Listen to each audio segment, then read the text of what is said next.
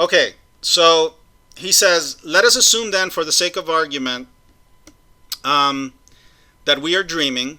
Again, that's the dream doubt. That's how we cast doubt on the beliefs due to the senses. And that such particulars as these are not true. That we are opening our eyes, moving our head, and extending our heads. Perhaps we do not even have such hands or any body at all. Nevertheless, it surely must be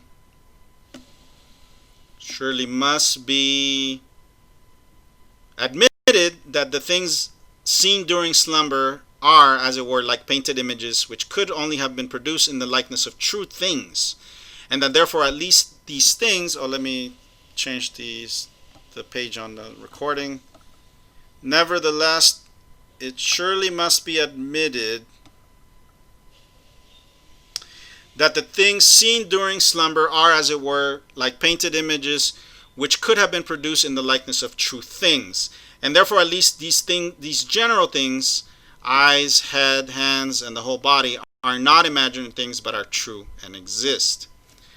For indeed, when painters themselves wish to represent sirens and satyrs by means of especially bizarre forms, they surely cannot assign to them utter new natures. Satyrs and satyrs are these mythical sirens.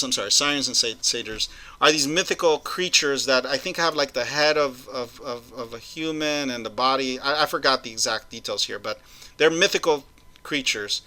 And so when he's saying that basically when painters paint them, they simply fuse together the members of various animals. So they might have the head of a dragon with the head of something else, whatever. Rather, they simply fuse together the members of various animals, or if perhaps they concoct something so utterly novel that nothing like it has ever been seen before, and thus it is something utterly fictitious and false. So if they come up with something crazy, some crazy animal or something like that, yet certainly at the very least the colors from which they fashion it ought to be true. So there ought to be real colors, right? That they're using. And by the same token, although even these general things, eyes, head, hands, and the like, could be imaginary, still one has to admit that at least certain other things that are even more simple and universal are true. It is from these components, as if from true colors, that all those images of things that are in our thought are fashioned, be they true or false. What he's saying here is we can doubt things by pretending that we're dreaming. And that's, in fact, what we are going to do. That is our first principle of doubt. But there seem to be certain things that are even more fundamental that we cannot doubt. And he gets more detailed about that in this next paragraph. It's been a long day. This class of things appears to include corporeal nature in general, together with its extension, the shape of extended things, their quantity, that is, their size and number, as well as the place where they exist, the time through which they endure, and the like. Let me go over what he's talking about here. He's basically saying that even if we doubt things due to the senses, there are certain things that are even more basic and fundamental. And the word corporeal means bodily. That's an old. It comes from the Latin corpus, which means body. Extension is basically another way of saying mass, how much mass something takes. So we're talking about matter here in a way. Matter as in like what physicists or biologists or, well, chemists are probably better examples than biologists. Biologists study life, right?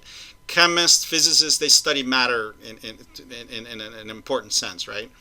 The shape, notice shape. Shape is a mathematical concept. Quantity is a mathematical concept. Size, number, those are all mathematical concepts. He's basically saying that there are certain things that are mathematical that are fundamental to those images that we might have in our dreams, or to the experiences that we have in our dreams. The place where they exist, we can't talk about place unless we talk about space, and the time through which they endure, and the like. Fundamentally, what he's talking about here is space and time. He's basically saying that things are spatial and that they're temporal. Notice he says the time through which they endure. You don't get this explicitly, but that's what he's talking about. In fact, when we talk about shape, when we talk about quantity, we might as well be talking about geometry, right? Well, isn't geometry the science of space? After all, in geometry, you talk about planes, right? Plane, planes, right? Where you have all these positions, all these dots. Well, he's basically saying that there are mathematical things, or I don't know, you might want to call them concepts or mathematical objects that are the basics, are the bases for everything that we experience. And so the question here is, how do we doubt that? That seems a little bit harder than just pretending like I'm asleep, right?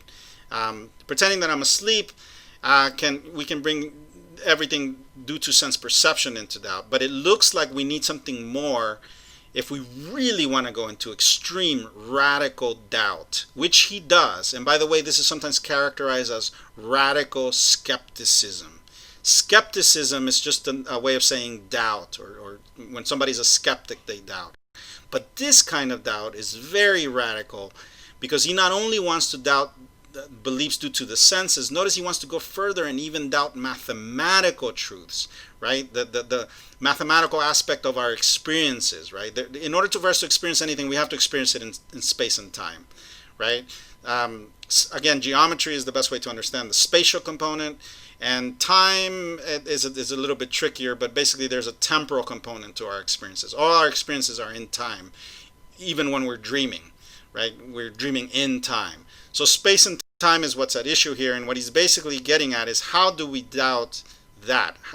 But to put it simply for now, let's just say that he wants to bring mathematical beliefs into doubt, and within those mathematical beliefs are included things like physics, astronomy. You know, physics after all is just a way we understand space, right? We use geometry in physics, for example, to understand certain concepts about motion, right? Vectors and stuff like that. So he's going that far. Yes, he's going that far to doubt even the mathematical aspects of our experiences. I'll stop there because I know this is a lot, and I'll continue with that next week.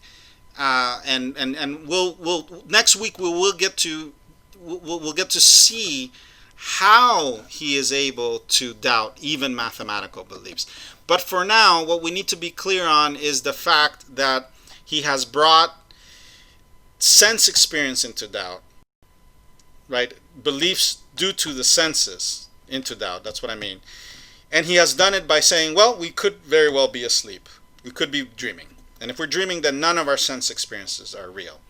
That's what we need to know now. And then the other thing we need to know now is that he wants to go further than that, and he wants to doubt not just experiences due to the senses, but also experiences. The mathematical, physical, and by physical I mean physics, geometrical aspect of our experiences, which are there. We just don't think about them much. You do experience things in space. You do experience things in time. And by the way, in physics, you also do study time as well. Einstein's formula, I think, takes into account time. Or Einstein's theories took into account time. So that's where we're at. We want to end here with the fact that not just does he want to doubt our beliefs due to the senses, but he also wants to doubt our beliefs that are the basics for sense experience, which are the mathematical structure of our experiences. So I'll stop there.